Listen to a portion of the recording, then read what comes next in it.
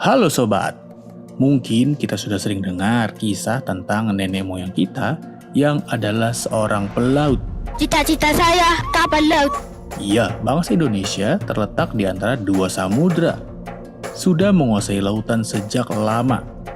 Mungkin kita sering dengar ada kerajaan Sriwijaya dan Majapahit. Berbicara tentang lautan, bukan hanya Sriwijaya dan Majapahit yang menguasainya, tetapi juga ada banyak ratu-ratu gaib penguasa lautan. Dari yang tinggal di pesisir pantai sampai yang punya istana megah di dasar samudra. Inilah 7 ratu penguasa lautan di Indonesia yang kisahnya bikin bulu kuduk merinding. Tetapi kita juga bisa bertanya-tanya, kok bisa ya? Pertama, Ratu Junjung Bui, ratu dari perairan Kalimantan. Asal-usul Ratu Junjung Bui berasal dari mitologi suku Banjar di Kalimantan Selatan.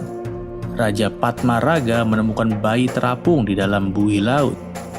Plot twistnya, bayi ini bisa ngomong dan punya request yang aneh-aneh. Seperti dijemput pakai kain sutra dan diarak oleh 40 wanita cantik. Setelah semua syaratnya dipenuhi, ia tumbuh menjadi Ratu Junjung Bui, penguasa gaib yang konon masih menjaga perairan Kalimantan sampai sekarang. Kedua, Nyi Blorong, Panglima Perang Ratu Pantai Selatan. Berasal dari legenda Jawa, Nyi Blorong dikatakan sebagai anak angkat atau panglima dari Nyi Roro Kidul. Bentuknya setengah wanita, setengah ular. Namun 100% mengerikan kalau tiba-tiba muncul di kamar mandi. Nyi Blorong dikenal suka bagi-bagi kekayaan buat orang-orang yang nekat melakukan perjanjian dengannya. Tapi hati-hati guys, duit dari Nyi Blorong ini katanya bisa berubah jadi daun kering kalau salah atur niat. Selain itu, meski ia digambarkan sebagai sosok cantik, ada mitos bahwa kecantikannya berasal dari menghisap darah manusia yang membuatnya tetap awet muda. Ketiga, Dewi Lanjar. Kalau tadi dari pantai selatan, Dewi Lanjar adalah penguasa dari pantai utara Jawa. Asal-usulnya berasal dari mitos masyarakat Pekalongan, Jawa Tengah. Awalnya Dewi Lanjar adalah seorang janda muda yang pergi ke pantai untuk mengadu nasib setelah ditinggal suaminya. Dalam perjalanannya ia bertemu dengan Nyi Roro Kidul dan akhirnya memilih hidup di alam gaib. Masyarakat pesisir Pekalongan percaya kalau Dewi Lanjar sering membantu pedagang dan nelayan yang rajin berdoa kepadanya. Ia dikenal sebagai pelindung di pantai utara Jawa. Keempat, Nyi Roro Kidul. Nyi Roro Kidul mungkin adalah sosok yang paling kita kenal. Ia merupakan ratu gaib dari pantai selatan. Nyi Roro Kidul berasal dari mitologi Jawa yang dikaitkan dengan legenda kerajaan Pajajaran. Ia konon adalah seorang putri raja bernama Dewi Kandita yang diusir dari kerajaan karena penyakit yang ia derita. Kemudian ia pergi ke pantai selatan dan di sana setelah melakukan tapa atau bertapa, penyakitnya pun sembuh. Sejak saat itu Dewi Kandita lebih memilih untuk tinggal di lautan dan menjadi sosok Nyi Roro Kidul. Legenda Ratu Pantai Selatan ini sudah terkenal banget. Bahkan ada aturan nggak boleh pakai baju hijau di pantainya.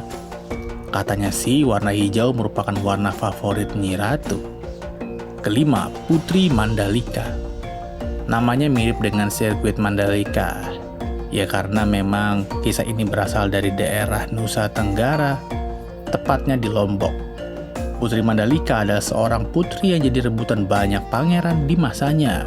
Biar nggak ada yang perang karena berebut cintanya, ia memutuskan untuk terjun ke laut dan boom, berubah menjadi nyale alias cacing laut.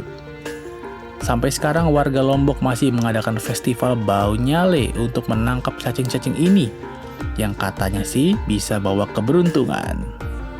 Yang keenam ada Ratu Laut Merah, penguasa gaib di timur Indonesia. Legenda ini berasal dari wilayah timur Indonesia, khususnya di sekitar Laut Banda. Dekat Ambon sana, ada legenda tentang Ratu Laut Merah yang namanya mungkin kurang terkenal, tetapi kekuatannya nggak kalah dahsyat.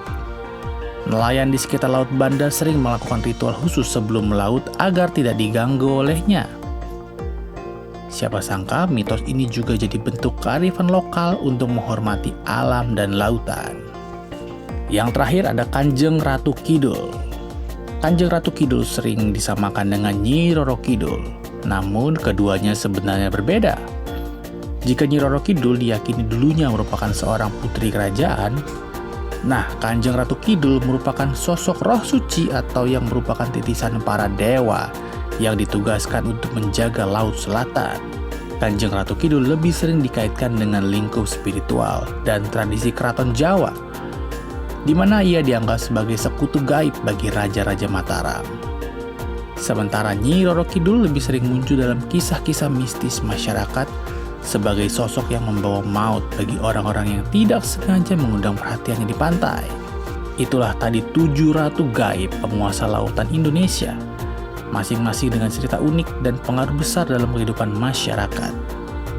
Apakah mereka benar-benar ada atau hanya mitos belaka? Ya, itu kembali ke kepercayaan masing-masing. Yang jelas kalau liburan ke pantai, tetap hormati alam dan jangan bicara sembarangan.